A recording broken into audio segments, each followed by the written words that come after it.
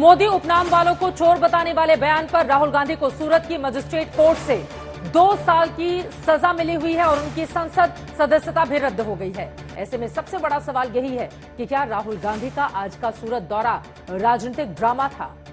क्या मोदी उपनाम को चोर बताने वाले बयान पर राहुल गांधी को ओबीसी समुदाय से माफी मांग लेनी चाहिए? वैसे तो चित्रा दीदी हर दिन कांग्रेस प्रवक्ता को अपने डिबेट में बुला के अपनी मनमानी करते रहते हैं। मोदी जी के दलाली में इतना अंधा हो गया कि दीदी को विपक्ष का सच भी झूठ लगने लगे और झूठ भी इतने यकीन से बोलते हैं कि मानो दीदी ही सच का देवी है। पर आलोक शर्मा भी आग से खेलने का मन बना के आए।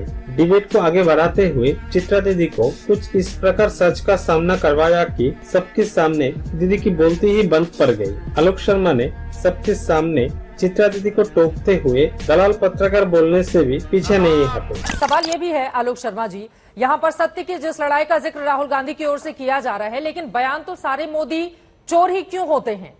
इस बयान को लेकर बवाल था, जिसके बाद उनको सजा सुनाई गई और उस मामले में राहत की उम्मीद लिए सूरत कोर्ट का दरवाजा खटखटाने के लिए पहुंचे थे राहुल गांधी। तो यहाँ पर कौन सी सत्य की लड़ाई सामने आ गई? क्या चित्रा जी यही बयान था जो आपने? नहीं, क्या चित्रा जी जो आप बयान बता दीजिए सर, आप बता दीजिए कौन सा बयान था? ऐसा क्यों है कि सारे आप एंकर हैं, आपको सोच मोदी ही समझ के होता है? बोलना यही चाहिए। बयान था ना सर, आप ही बता दीजिए क्या बोला था उन्होंने। हाँ, सुनिए ना जरा, सुनिए जरा, इतना बीजेपी के लिए पक्ष मत रखिए, शांति से स्टेटमेंट को इतना ट्विस्ट मत दीजिए। अदालत ने चित्रा वही जी अंतर मान लिया है गजब कर आलोक रखा है शर्मा आप जी, एंकर अब मुझे लोगों वो ने। बताने की जो जरूरत मर्जी नहीं है। स्टेटमेंट आप पलट के दे देते हैं। अच्छा, 4 तो दिन मान पहले लिया है, एबीपी ने सुनिए ना। माफी मांगी। एक सेकंड आलोक आज शर्मा तक जी, माफी मांगे। नहीं, अरे सुनिए ना, आपने जो कहा वो बिल्कुल गलत स्टेटमेंट था दोष और ये साबित भी हुआ था, है, मैं शुरू उसकी का बात प्रोमो कर भी रही हूँ। गलत था। दोष मैं तब साबित नहीं हुआ बोला, है, मैं मैंने उसकी कहा बात चलो कर भूल रही हो गया हूँ। होगा। दोष साबित लेकिन हुआ है, मैं जानबूझ उसकी के बात आप कर लोग रही जो हूँ। है जानबूझ बीजेपी कर के भी मैंने इशारे पर सवाल काम पूछा। करते आलोक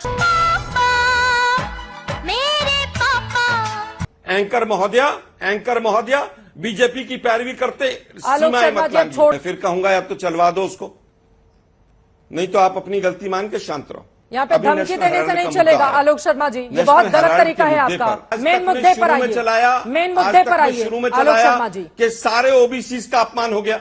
बीजेपी के ये स्टेटमेंट बीजेपी को आरोप जोड़े लगा रही बगैर है आलोक कराया। शर्मा जी, फिर आपने ये दोबारा बीजेपी गलती की आरोप तब लगा मैंने रही टोका है। है। नहीं, सारे मोदी नहीं है शब्द उसमें।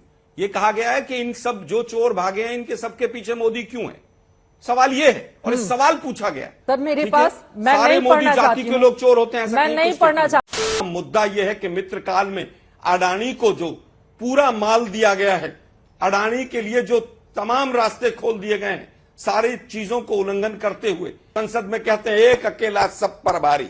ये याद है, भूल गए आप लोग? हमें सोचा था मोदी जी के लिए अपने लिए स्टेटमेंट दिया होगा उन्होंने, लेकिन स्टेटमेंट अडानी के लिए था। मोदी जी को बदनाम करने की सुपारी अडानी ने ले रखी है।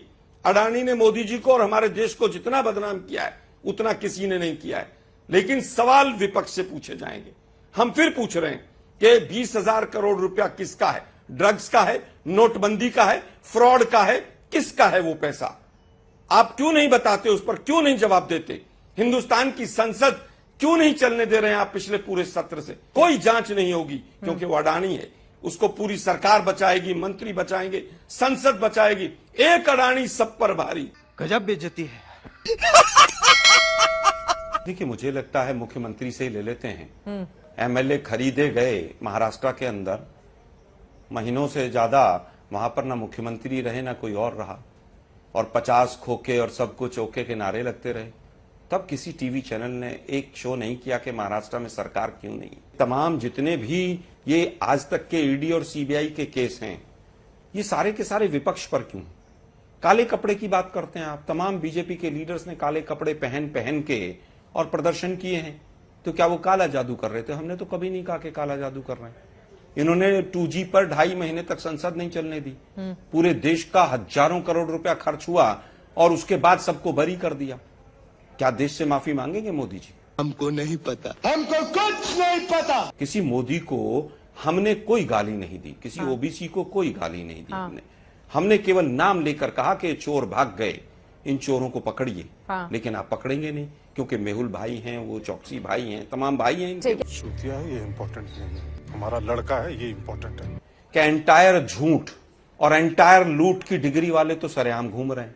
एंटायर लूट और एंटायर झूठ, उनके पास डिग्रियां हैं, वो पूरा लूट रहे हैं और झूठ बोल रहे हैं देश के साथ। जिस तरह से मोदी जी डरे हुए हैं आज संसद में माननीय राहुल गांधी जी के भाषण से, कि अगली संसद में अगर आए माननीय राहुल गांधी जी भाषण देंगे और पूरा एक्सपोज कर देंगे। वैसे सरकार पूरी तरह एक्सपोज हो चुकी है और इनके प्रवक्ता आकर रोज बीजेपी को और एक्सपोज करते हैं, जिस तरह से अडानी के वकील बनकर बात करते हैं। कल मोदी जी ने कहा कि सब वो सुपारी किसी ने ले लिया। हमने तो कहा कि भाई अडानी है जिन्होंने सुपारी ले रखी है आपको बदनाम कर। क्या मतलब प्रधानमंत्री को सुपारी जैसे शब्द का इस्तेमाल करना पड़ रहा है अडानी को बचाने के लिए? किस तरह से ध्यान को डिस्ट्रैक्ट किया जाए देश के, इस चीज का उपयोग करना पड़ रहा है। ओबीसी कभी कुछ। अरे भाई ड्रामेबाजी बंद कीजिए, जेपीसी बनाइए, जेपीसी बनाकर संसद चलाइए। ये नई संसद में जाकर फोटो खिंचवा लेना, फोटो शूट करवा लेना, ये सब चीजें छोड़ दीजिए। देश के प्रधानमंत्री हैं आप। हाँ। जिस दिन कर्नाटक के अंदर हाईवे का उद्घाटन करके आते हैं, अगले दिन बारिश हो जाती है, हाईवे वाटरवे में तब्दील हो जाता है, उसकी जांच कराइए भाई। हाँ। लेकिन वो नहीं करेंगे। अडानी को कैसे बचाना है पूरी ताकत लगाए हूं।